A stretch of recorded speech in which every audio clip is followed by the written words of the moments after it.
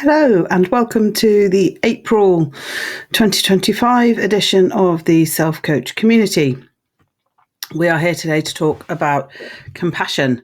If you tune in regularly, you will know that this community is an online drop-in, and therefore I pre-record these things because I don't record the actual session. What goes on and what we discuss there remains confidential within the session itself. And so this is a pre-record of that. So welcome. I always just take a moment to let us land and arrive, and I often read a poem, and I've got one today I want to read you, and it's called Songs for the People by Frances Ellen Watkins Harper. Not a poet I know, but here we are. Let me make the songs for the people, songs for the old and young, songs to stir like a battle cry wherever they are sung. Not for the clashing of sabres, for carnage, nor for strife, but songs to thrill the hearts of men with more abundant life. Let me make the songs for the weary amid life's fever and fret, till hearts shall relax their tension and careworn brows forget. Let me sing for little children before their footsteps stray, sweet anthems of love and duty to float o'er life's highway. I would sing for the poor and aged when shadows dim their sight of the bright and restful mansions where there shall be no night. Our world so worn and weary needs music pure and strong to hush the jangle and discords of sorrow, pain and wrong. Music to soothe all its sorrow till war and crime shall cease and the hearts of men grow tender, girdle the world with peace.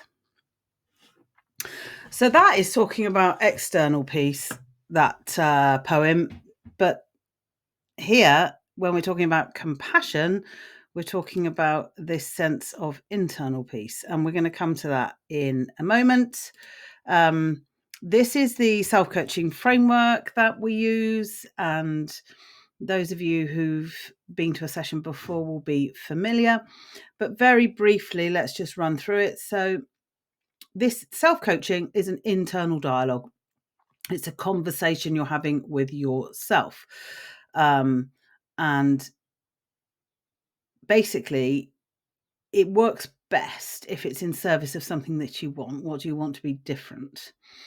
Noticing where you are now and why. What do you need? What tools do you need? What inner resources can you call on? What things do you need to learn, etc.? Reflect on what's working and what isn't. Adjust as you try new things. Some of it will work, some of it won't. And practice embedding, improving. That's the basic cycle of how we do anything differently. But when you apply that to a conversation, a coaching conversation that you have inside of yourself, it can be really, really powerful. We don't necessarily naturally have these conversations. Other parts of us can come forward, like our inner critic, for example, and give us a hard time. So that's why this framework and the practice of self-coaching that we're going to look at today they're really important kind of handrails, if you like, for developing the skill. So compassion is our theme this month. And here we have our quote: not only feeling another's pain, but also being moved to help relieve it. Now, this quote from Daniel Goleman about true compassion is about, as we extend compassion outwards, we're talking about having compassion for ourselves. So feeling our pain and being moved to help relieve it. That is what we mean by compassion in the context of ourselves and in the context of other people. Now, those of you who know me will know that I am a great fan of internal family systems, which is a self to parts model. It's a therapeutic model but it's also extremely useful in coaching as well. And the theory is very simple. It is that we are made up of a multitude of different parts. Those are, you might say, the voices in our heads. And that we have then also within us an infinite self. And that self is encompassed by these traits: compassion, courage, clarity, confidence, calmness, curiosity, creativity, and connectedness. This is the way that Richard Schwartz, the guy who came up with IFS, looks at self, these qualities of self, and self-leadership. So when we are approaching something with embodying these qualities, or some of these qualities, I'm sorry if you can hear my dogs barking in the background. Many apologies. But when we are embodying these qualities, as we think and process and move through our life, that is self. If we're not broadly in this space and on this frequency, that is going to be a part that is thinking, that is maybe in the driving seat. So self-leadership and indeed self-coaching comes from this place with these qualities at the front. And it's no mistake that compassion is there. So I would encourage you, if you don't know anything about IFS, to find out more. I love it and use it a lot. It is a book recommendation. Let's think. You could go for a book called No Bad Parts by Richard Schwartz. It's on Audible if you like to access your books in an audio format. Really helpful. Anyway, moving on. I thought it might be interesting to just define the difference between compassion and empathy. We do hear, don't we, that people have got compassion fatigue, people who work in caring professions and so on. But I just wanted to talk about the difference. These are dictionary definitions of compassion and empathy. So compassion, the feeling that arises when you are confronted with another's suffering and feel motivated to relieve that suffering. Empathy is the ability to sense other people's emotions, coupled with the ability to imagine what someone else might be thinking or feeling. So compassion then is, you see the suffering and you feel motivated to try and relieve it in some way. And we'll talk about what that might look like. Empathy is imagining what someone else might be thinking or feeling. You can see that they're very, very different things, actually. And there was a piece of research that was done by some neuroscientists in the States, and they took this guy, Mathieu Ricard, who is a Buddhist monk, and he's pretty great at meditating, and they put him in an MRI machine and they asked him to meditate on the plight of Romanian orphans. For those of you who don't know, after the fall of Ceausescu in Romania, it was discovered that there were orphanages full of hugely neglected children, and it's awful, tragic, so sad. And they asked this guy, Mathieu Ricard, to meditate on the plight of these orphans from the perspective of empathy, and they scanned his brain. So remember, empathy is about how somebody's thinking and feeling and really getting inside of that.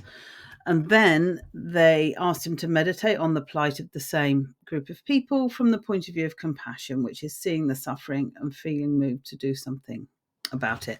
And they scanned his brain. And here's the interesting thing, and here's what they found.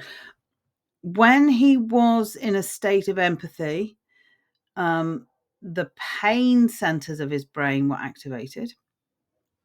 And when he was in a state of compassion, the pleasure centers were activated. So the empathy, and you can read articles online of his own account of this experiment, but the empathy was extremely difficult for him to sustain for any length of time, because he was literally feeling the things that they were feeling, or that he projected they might be feeling. And that was incredibly difficult for him. Compassion, and of course, from a Buddhism perspective, compassion is infused with this loving kindness. He was able to sit in compassion endlessly simply because he was able to send out love and kindness and compassion to these young children who were suffering. And he was able to send that frequency out. He didn't necessarily get on a plane and go to Romania, but he did feel like that was an action he could take that energetically might support them in relieving their suffering. So in other words, empathy had edges, limits. He couldn't do it for very long, and it's associated with the pain centers of the brain. Compassion was boundless, endless, and full of love, full of kindness, and he could do it forever, because it is the pleasure centers of the brain that are activated. So I find that fascinating, really interesting. And as we are looking at compassion as our theme and how we are compassionate to ourselves, it might be interesting to just bear those things in mind. Compassion is boundless and endless. So we're going to now come into the space where we have a practice of coaching ourselves.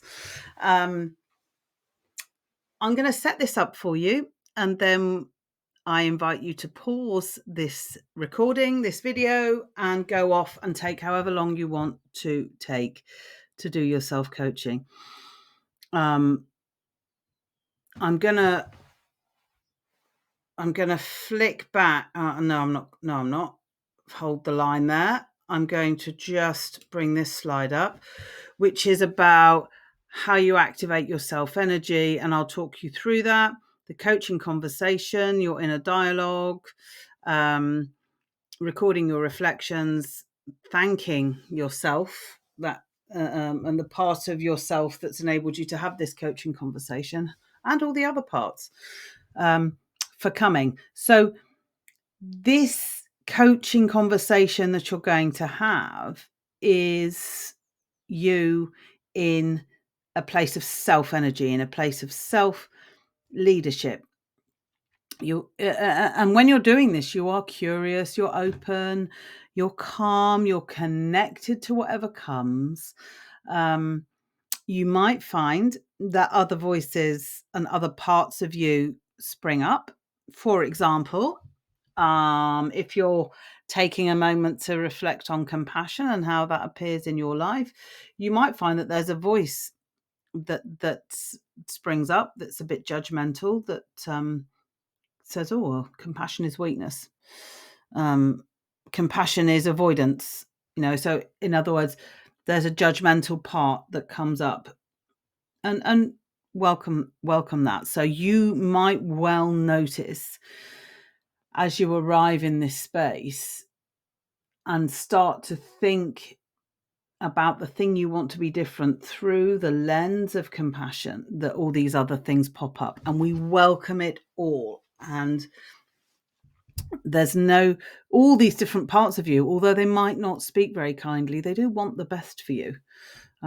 So in these 5-10 minutes, however long you take, you can look at something that you're working on for yourself.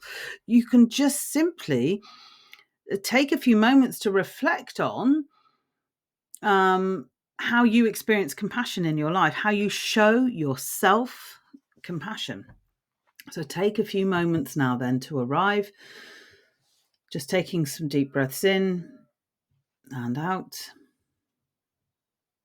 in through the nose and out through the mouth.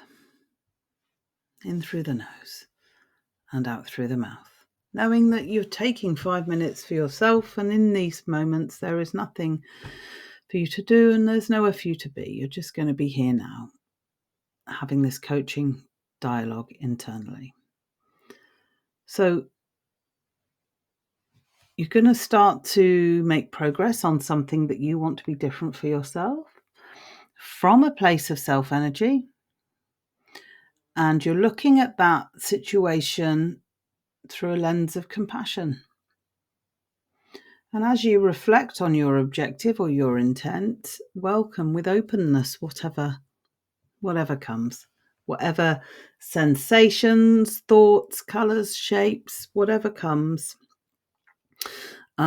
Everything is welcome, whatever thoughts or feelings arise. And you'll know that a part of you has turned up when you feel there's a difference between your self-energy, your curiosity, your compassion, your calmness, when a different voice or a different feeling shows up, which might, which is other than that. And that's fine. And we welcome that. As I say, all of these parts want the best for you. So center yourself in that energy of self, looking at the things that you want to be different from a place of compassion. And when other parts pop up, you can ask yourself some questions. How do you feel towards these parts? When you look at them with compassion, even if they make you suffer, what comes up for you? What do these parts, these other voices, what do they want you to know? What are they afraid might happen if they stopped doing what they're doing for you? So take a few minutes now to have that dialogue. The self that is infinite and capable and curious. Have that self to parts dialogue. Whatever comes up in the light of what you want to be different, or as you think about your experience of compassion, infuse this dialogue with compassion, and it will enable you to move forward, especially if you're feeling stuck, knowing that there's no possible way to get this wrong. Just be with your inner dialogue for a few minutes. So I invite you now to pause the video and go away and do that, and then come back when you're ready. So welcome back. I hope that was good for you. You might want to, if you have a journaling practice, you might want to note a few things down. For those of you who've started today now, your first experience of self-energy or with coaching yourself, really well done. Congratulations. You did it. And this is a muscle that can be built. It's a skill that can be learned. And the key thing is to bring yourself and that all of those traits. And I'm just going to flick back to them here. Bring all of these traits to a coaching conversation with whatever parts of you show up. As you consider something that you want to be different. And if you do that, then you won't go very far wrong. Let me know if there's any questions or anything that you want to ask me about this technique and how to do it. Our next session is in May. If you don't have the invite in your diary, please do drop me an email, lou@lou-coaching.com. I think that's my email. Is that my email address? Goodness gracious me. You would think I'd know my own email address. Yes, that is lou@lou-coaching.com. If you want to come to the live session, it's just a Teams invite. We tend to do it on the last Friday of every month. Let me know and I will put you on the list and send you out the invite for May, and we are going to be talking about courage in May. So go well, have a good month, and I will see you in May. Lots of love.